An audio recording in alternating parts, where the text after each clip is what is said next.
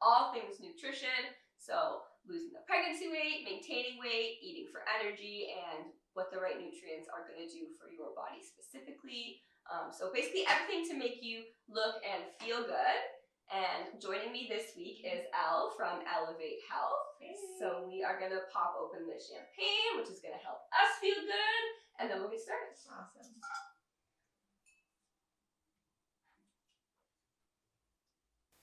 Nervous for it. Woo!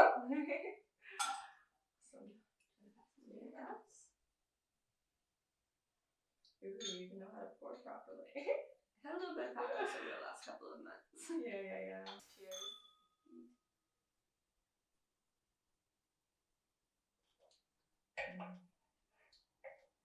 Okay, so a lot of times when people are thinking of nutrition and diet, they're mainly correlating with weight loss. Yes.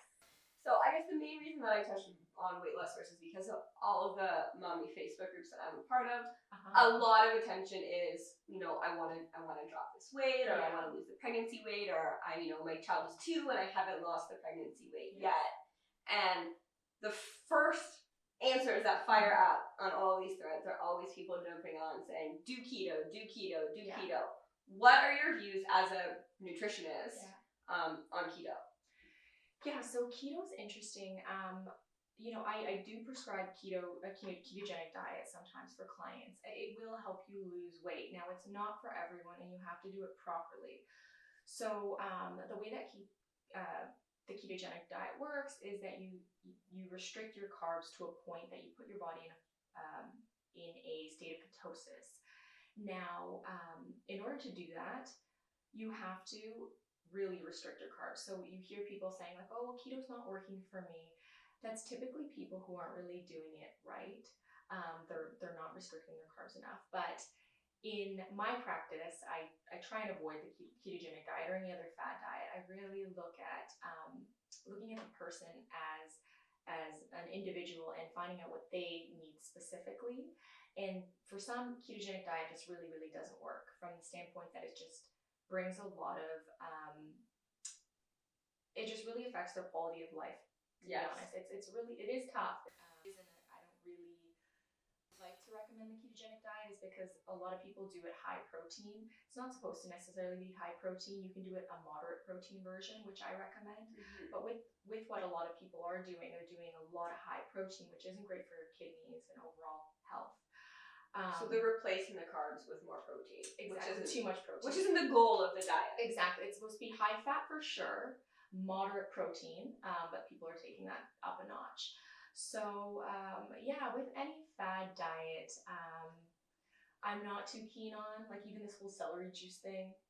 Have you heard about it? I've heard about it. I have no interest in it. So beyond hearing celery juice diet, I tune out. They're claiming things like lowering your blood pressure with celery juice, and it's caused me to lose like X amount of pounds in a week. When I hear things like this, first of all, I'm thinking like very short-term goals here. Right. Where we want to think more long-term, something more sustainable. So for a lot of people, like the ketogenic diet, the celery juice craze, it's not really sustainable. And it's also not that great for environment if we're just over-consuming something. So in the ketogenic diet, you hear a lot about over-consuming protein, animal products. Yeah. Right. Or like the celery juice thing that's causing supermarkets to really run out of celery for like the rest of us. They usually don't sell it up. Exactly. Which and now I'm not saying that the celery juice craze doesn't work, because celery is super high in health benefiting antioxidants and various molecules that are super, super healthy and important for our bodies. However, having these blanket statements is not something that I really align well with, and I really don't think that you should be. Well, because those nutrients and stuff that are in celery are in a variety of other vegetables as exactly. well. They're not just in celery. Totally. So having that variety of food is really what you want to do. Another thing with the celery juice, the guy who created it, he came up with a theory that it was causing all this like destruction to pathogens in the bodies because of something called, I think he called it cluster salts. There's been no scientific evidence proving this. there's been scientific evidence proving that, celery is high in quercetin, which is an antioxidant for the body that increases something called glutathione, which is our body's like super antioxidant.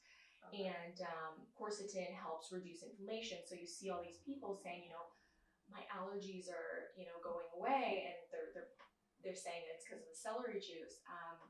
But really, it's because of the antioxidants that are in celery juice that are in also a variety of different things. Right. So if they just increase their vegetable intake, totally. Overall, they would be seeing the same results as to just consuming mass amounts of celery. Totally. So bringing it back to the ketogenic diet, what advice I would give to these women is just try to primarily eat a plant-based diet. We're talking like what I personally do is around like 80% plant-based, healthy fats, and then 20% is that the protein and animal products.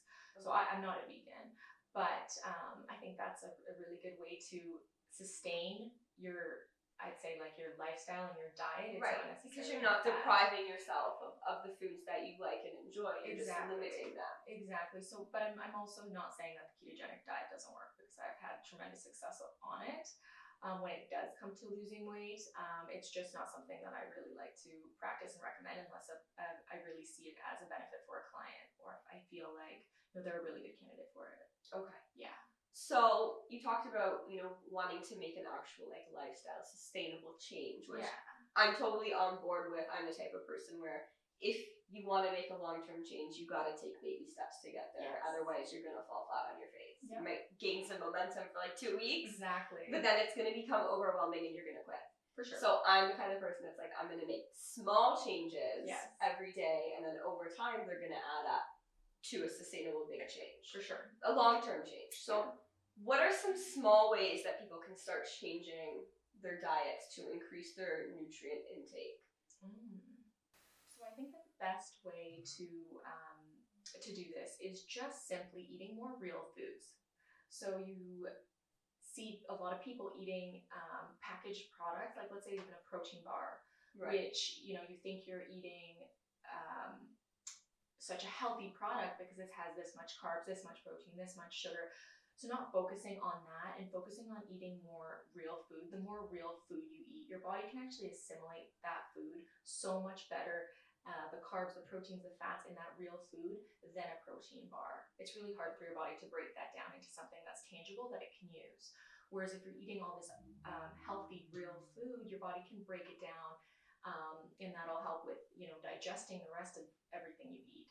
So if I had like one rule, it would just be eating more real food, real ingredients, knowing where your food is coming from. So if eating organic is important. I know that it's not financially available for everyone to do, but where you can focus your grocery dollars more so are on, if you aren't vegan, meats and fish. It's very important to have high quality meat and fish products, because conventional meat is treated with hormones and antibiotics, and this all goes into your system, and basically your system will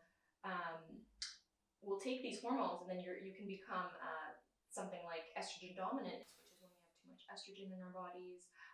This can cause obviously issues with acne, infertility, even menopausal mood swings. It can cause premature menopause is what I meant. It's funny that you say that, because my mom used to run like a daycare, and one of the girls that she daycared, at 8 years old, she got her period. Yes. And they went to the doctor and they're like, what's going on? Like, this is not normal. Yeah. And it was because they had a diet that was very high in chicken. Oh my God. And they reduced their chicken intake and it went away. Wow, yeah. So you see stories like this now. It's really unfortunate, because it's not even, that's great that they cut it out and it helped, but there's a lot of estrogen, xenoestrogen specifically, in a lot of our beauty products. And so things that we put on our skin. So estrogen enters our bloodstream and causes the same issue. So just from using, conventional beauty products that are mainstream, we can see these issues happen. Okay, so you talk about eating more real foods. Yes. What are the top 3 foods or top 3 ingredients or top 3 nutrients that you would like to see everybody having more of, and why? Okay. For me, the most important factor I think in food is actually I'd say 2 things. So 2 main things, which are healthy fats. I really love healthy fats. I really advise everyone to be eating lots of healthy fats. So this can come in forms like avocados, nuts and seeds, specifically like hemp, chia, flax. This can also come in forms with like fatty fish. Okay. Another component that's super important, especially right now when it's like the winter time, is vitamin D. So again, fatty fish will have a lot of that vitamin D. Another top food for me, I guess, component of food would be like probiotics, which are those healthy good bacteria. Okay. So we want a lot of those to increase our healthy gut flora that lives in our stomach. That'll help with digestion, your immunity. They're linking it now to like things like brain health. And back to what you said about weight loss, there's tons of research going on right now to link how important our gut is to actually weight loss. So making sure you're getting a lot of natural probiotics in your diet, but also, you could top up with a good probiotic, be even better. Okay. So in terms of portion size, because you're talking about healthy fats, how much is too much? Because you might be going healthy fats and then all of a sudden everyone's out and they're eating like 2 avocados a day. Like, at what point is it too much? Like, where do you draw the line? Okay, great question, because portion size is something that I'm commonly asked. So when you're looking at higher fat content, unless you're on the ketogenic diet, which is completely separate conversation, but if you're on just a regular well-balanced diet, you can think of your thumb. Okay. So if you are eating dairy, think about your thumb for cheese. Think about your thumb for nut butters. So that's 1 serving. Okay. So as you can see, it's not really that much. And if you're talking nuts, you're looking at if you cup your hand, just the inside. Okay, so just that little area. And we're not stacking it high. We're just talking about a nice even. Yeah, I like to use my hand because it's the easiest for clients. And it's good visual when you're making it too. It's right there. Exactly. Yeah. For your viewers, actually, I'd like to give a PDF of, I actually give this to my clients, of portion sizes, so they can, tack it up on their fridge if they want, or it's just a PDF. They can do it. So I will. Sure. Right now, I cannot figure out how I'm going to share that with you, but in the show notes, you can do it. Okay, I'll put the link in the show notes. Exactly. In the description. Yeah. Okay. I figured out how I'm going to do it. Okay. So those are your favorite nutrients to include. What would you like to see people limiting themselves on more? Oh my God, there's so many here. Besides everything. Yeah. There are some very, very big culprits here. So for me, that would probably be high fructose corn syrup. So basically, this is manufactured in a lab. So there's fructose in fruit. This is very different from that. So this sugar is very different how it's processed in your body. High fructose corn syrup is made in the lab. What they do is they take a corn molecule and they split it, and then they basically chemically alter it so that it's sweeter. This is not real sugar. And it's led to things like, increased obesity. And it's added everywhere. It's added in all kinds of packaged products, even in baby formulas some places, and it's terrible for your blood sugar levels. It causes obesity, and it wrecks a lot of the good bacteria because it feeds the bad bacteria in your stomach. That's kind of scary. And they put it in baby formula? They can put it in baby formula. They can put it, there's no real rules around it. It was developed in the 50s, I want to say. And it's in a lot of things. Like look up Smarties, look up candies. It's not really regulated here. So as moms, yes. I mean, we're go. And I think a lot of us fall into a couple of these categories where either we're skipping meals completely, and then we're starving, and when you're starving and craving food, 9 times out of 10, you're not craving something good, so that's when you're just trying to fill yourself up really fast, so you're going either like takeout, or you're whipping up a grilled cheese sandwich, or microwaving a microwavable dinner, or you're just grabbing, you know, half a chicken nugget and 2 French fries off of your kid's leftover lunch, and you're calling that a meal and going on with your day. So what are some quick, healthy things that we can prepare to eat when we're super busy? My number one food in a pinch would be smoothies. Now, yes, you can make them quick, and you can use a lot of superfoods, which I highly recommend, and you can use a lot of veggies in there. You can throw a lot of things in there and still make it taste good. So, with that, I personally, I can't eat raw cauliflower. Like, I just don't like the taste of it. I don't know about you. I like it. Oh, you like it? Oh, awesome. Good for you. So I'm just like not a cauliflower person, and I know that I'll eat it cooked, but I'm lacking raw cauliflower in my diet. So this is something I actually throw into smoothies. A lot of people don't think about raw cauliflower as something they can throw in, but it doesn't really affect the taste that much. Something like raw broccoli, zucchinis. So these are great options that you can throw into your smoothie, along with superfoods like goji berries, like bee pollen, and like coconut kefir, which is a great source of probiotics as well. So I always reach for a smoothie when I'm super busy, and it's also a great way to hide healthy ingredients that your kids don't love, but are still great for them. Herbs. I can't say enough good things about a smoothie, and it's super easy. It's actually much faster than cooking up a grilled cheese. I was just thinking, like, grilled cheese, you gotta butter the bread, you gotta defrost the bread if you don't use it often. Cheese, cook it, whereas you just throw everything in a Vitamix and you blend it, right? Yeah. So that's a quick easy one. So what are your thoughts on adding a protein powder to your smoothie? Because you were mentioning about protein bars and how it's not easy for your body to break down. What about like a powder? Okay, so the funny thing is that whey protein is actually the best, if you can handle it, it's the best assimilated in our body. So, you have things like pea protein and all this. It is quite hard for our systems to digest. So if you are having protein and you can handle whey and you are fine with dairy, I'd go with the whey protein. However, people overdo the protein shakes as well.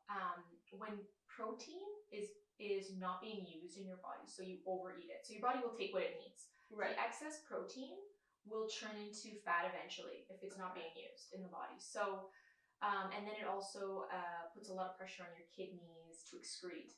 All right, well, there's been like a lot of information here, so I think we'll leave it at that. If you want more information, Elle has her own YouTube channel where she goes more in depth and in detail. So I'll link that below for you guys as well in the description, along with the PDF, and her social media as well will be down there if you want to follow along. She does a lot of great hacks and stuff on her Instagram stories and stuff like that as well. And she is a certified holistic nutritionist. Yes. So I'll link to her website below as well in case you want to work one-on-one with her. And with that, I will say cheers. I will ask you to subscribe, and I will see you back here next week. Cheers.